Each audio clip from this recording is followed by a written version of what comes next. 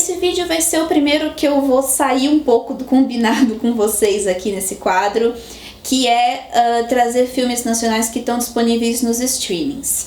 O que acontece é que eu ia falar de Como Nossos Pais, mas aí eu me dei conta de que em 2021 faz 20 anos que Bicho de Sete Cabeças estreou, e eu acho que a melhor maneira de introduzir a Laís Bodansky aqui no canal é falando de Bicho de Sete Cabeças, até pra eu ter esse vídeo como referência mais pra frente quando eu for falar de outros filmes dela. Então vamos lá falar de Bicho de Sete Cabeças primeiro.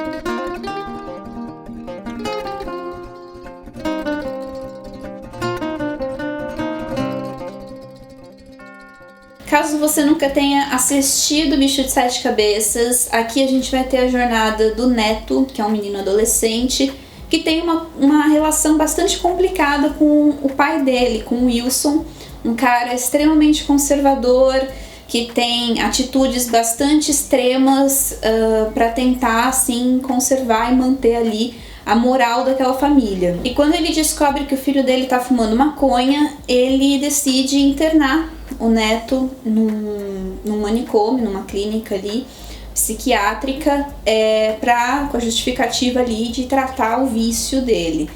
E a partir desse momento a gente vai acompanhar a jornada do Neto dentro desse espaço, que é um reflexo da realidade manicomial brasileira daquela época. Esse filme é inspirado no livro Canto dos Malditos, do autor Austrégésilo Carrano Bueno, que foi um homem que foi internado numa clínica psiquiátrica em Curitiba em 1974, e nesse livro ele relata a experiência dele lá. Eu não li o livro, então eu não consigo fazer uma crítica aqui da adaptação em si, mas vale dizer aqui que Bicho de Sete Cabeças marca o filme de início, né, da carreira do Luiz Bolognese, um dos grandes roteiristas que a gente tem hoje.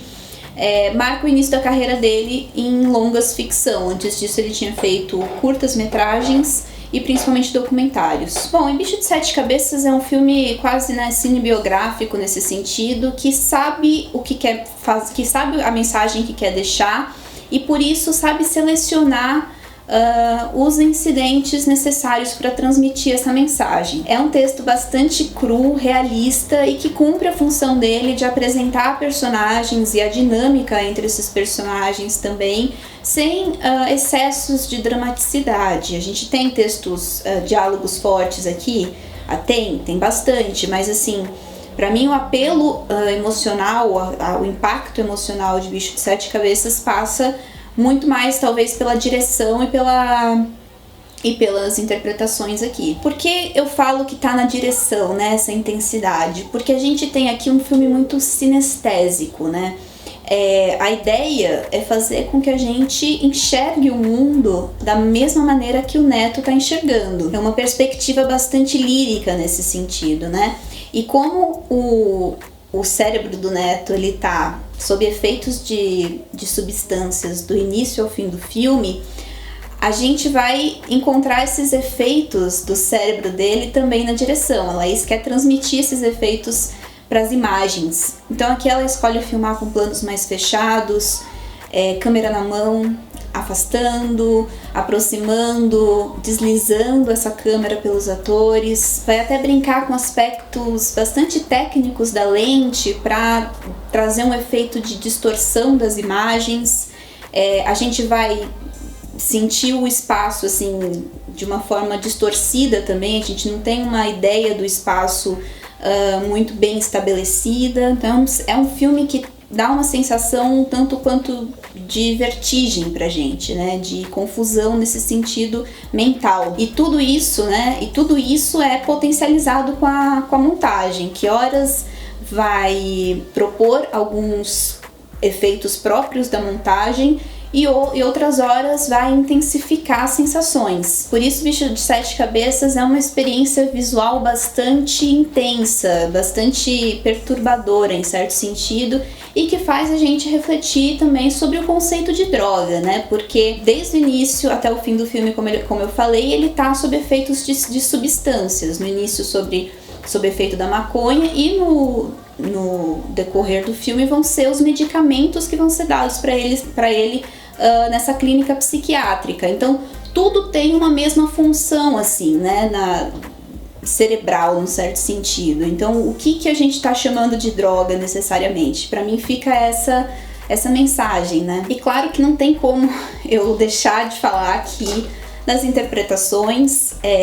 Bicho de Sete Cabeças tem um elenco, assim, baita elenco, o Alton Bastos como pai, né, a Cássia Kiss como a mãe do neto do Rodrigo Santoro, mas obviamente o holofote fica sobre o Rodrigo Santoro porque foi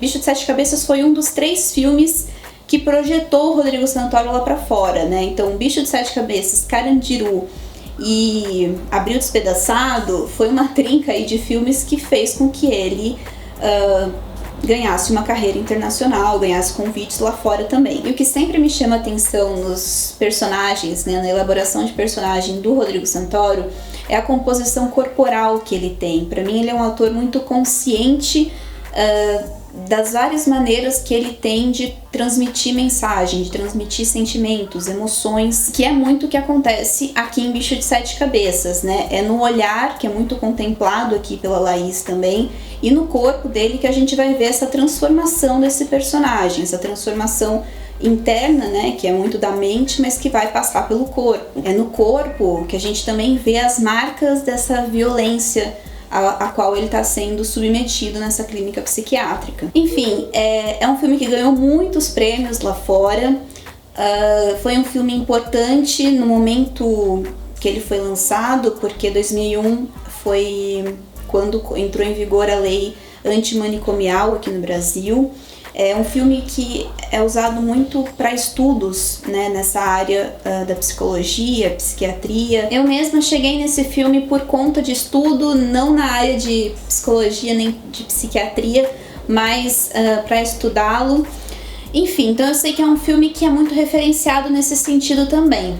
E, né, no âmbito cinematográfico, foi um filme não só importante para a carreira do Rodrigo Santoro, mas também para a carreira da Laís Bodansky, consolidando ela aí como uma das principais diretoras que a gente tem nas últimas décadas. E, enfim, Laís Bodansky recentemente também estava no cargo de presidente da SPCine aqui em São Paulo, então fez uma ótima gestão, né, nesse momento delicado que a gente está vivendo do cinema nacional. Foi muito importante a gestão dela. Se eu não me engano, ela foi a primeira mulher a presidir a SPCine, então vale mencionar isso aqui também, tá bom? Se você gosta de Bicho de Sete Cabeças, comenta aqui o que você acha do filme. Se você não assistiu, esse filme está disponível aqui no YouTube. E é isso. Se você curtiu o vídeo, deixa seu like. Se chegou no canal por meio desse vídeo também, não esqueça de se inscrever, acompanhar os nossos conteúdos. E a gente se vê no próximo vídeo. Um beijo pra vocês. Corta!